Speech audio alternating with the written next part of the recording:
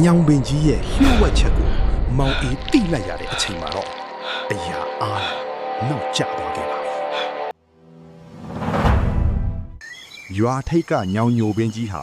တရွာလုံးကရိုးသေးကြောက်လန့်ရတဲ့နေရာတစ်ခုပေါ့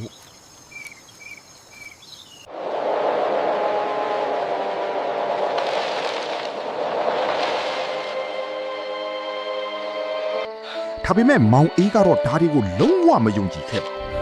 ကဲကြည့်နေလိုက်ငါခုသွားပြီးအဲ့ဒီအပင်အောက်မှာစမ်းတက်မယ်မောင်အေးကတော့သူ့ရဲ့ဓာတ်မီးဟောင်းလေးကိုယူပြီးညောင်ပင်စီကိုထွက်ခွာဖို့ပြင်ဆင်လိုက်ပါတယ်သူဟာလူကြီးတွေတားမြစ်ထားတဲ့ညောင်ပင်ကြီးစီကိုတယောက်တည်းရှောက်သွားပါတော့တယ်ညောင်ပင်ကြီးအောက်ရောက်တဲ့အခါအေးစိတ်နဲ့အငွေ့အတက်ပြီးမောင်အေးကိုစီးကြွလူကြီးတွေတားထားတဲ့ကြားကမောင်အေးတယောက်ညောင်ပင်ကြီးကိုစိန်ခေါ်လိုက်တဲ့အခါရုတ်တရက်အပင်ပေါ်ကနေခြောက်ချားစရာအတန်ကြီးထွက်ပေါ်လာပါတယ်အမောင်ထဲမှာတခုခုကသူ့ကိုစိတ်ကြည့်နေတာကိုမြင်လိုက်ရတဲ့အခါ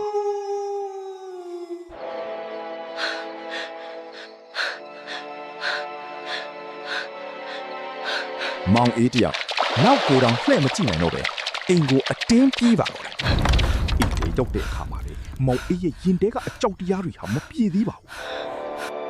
အဲ့ဒီညမှာလေသူဟာကြောက်စရာကောင်းတဲ့အိမ်မက်ဆိုးတယ်လုံးပန်းခဲ့ရတယ်နောက်တနေ့မှာတော့သူ့ရဲ့ခြေထောက်တွေဟာရောင်ကိုင်းလိုနေပါတယ်ဒီအခြေအနေကိုမြင်တဲ့အဖိုးဖြစ်သူကမောင်အေးကိုဖြစ်ခဲ့သမျှအကျိုးအကြောင်းမီးမြန်းပါတော့တယ်အဘိုးကမောင်အေးကိုညောင်ပင်ကြီးအောက်ခေါ်သွားပြီးသူမှားခဲ့တာတွေအတွက်ဝင်ချတောင်းပန်ခိုင်းပါတယ်အိမ်ပြန်ရောက်တော့အဘိုးကမောင်အေးရဲ့ခြေထောက်ကိုဆေးဝါးတွေနဲ့တေးချာကုသပေးနေပါတယ်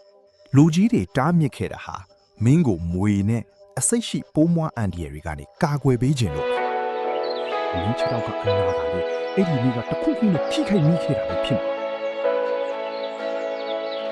ပြီးတော့တစ်ပင်းစားငါတို့ကိုအသက်ရှူဖို့လီကောင်းလီတန့်ပြီးတယ်အရှိပေးတယ်